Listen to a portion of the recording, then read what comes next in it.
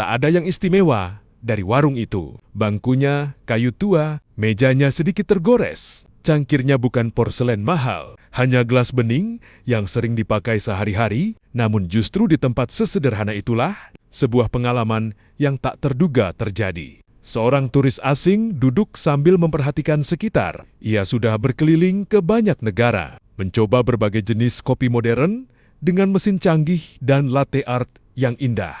Namun, malam itu ia memilih duduk di warung kecil Indonesia karena penasaran dengan satu hal. Kopi yang katanya punya jiwa. Segelas kopi tubruk diletakkan di hadapannya. Hitam, pekat, tanpa hiasan, tanpa busa cantik. Tegukan pertama membuatnya terdiam. Bukan karena pahit, bukan karena panas, tapi karena rasa yang terasa jujur, kuat, dalam, tanpa ditutupi gula berlebih atau susu manis. Ada aroma tanah basah, kayu, dan sedikit rasa pahit yang justru terasa hangat. Ia menatap gelasnya lama. Kemudian, ia berkata pelan, "Ini terasa nyata." Orang-orang di sekitarnya tersenyum. Lalu ia mencoba varian lain yang diseduh hari itu, kopi arang. Rasanya lebih halus, namun tetap berkarakter. Ia menyebut kopi itu seperti percakapan yang tenang. Berbeda dengan kopi modern yang menurutnya sering terlalu menantang rasa. Namun yang benar-benar mengubah pandangannya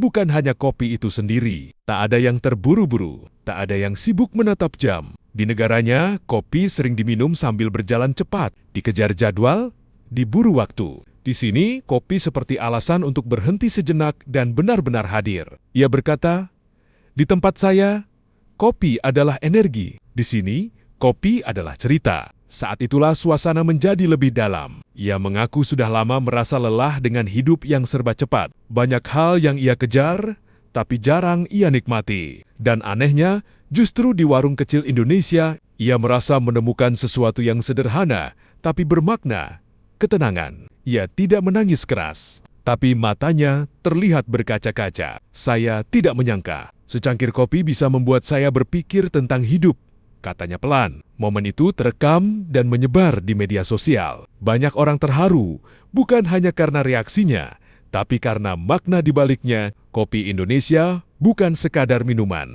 Ia lahir dari tanah yang subur, dari tangan petani yang bekerja dalam diam, dari proses panjang yang penuh kesabaran. Setiap tegukan membawa cerita tentang alam, kerja keras, dan kebersamaan. Sebelum pulang, ia membeli beberapa bungkus kopi lokal. Tapi lebih dari itu, ia membawa pulang cara pandang baru, bahwa hidup tak selalu harus cepat, bahwa kebahagiaan bisa hadir dari hal sederhana, bahwa secangkir kopi bisa menjadi jembatan antara budaya dan hati manusia. Ia datang untuk berlibur. Namun yang ia temukan bukan hanya rasa unik kopi Indonesia, melainkan pelajaran tentang bagaimana menikmati hidup perlahan dan dengan penuh rasa. Dan mungkin disitulah letak keunikan yang sebenarnya. Cuma kayak kopi keringan, tapi yang ini somehow kayak asap-asap kopinya tuh kerasa.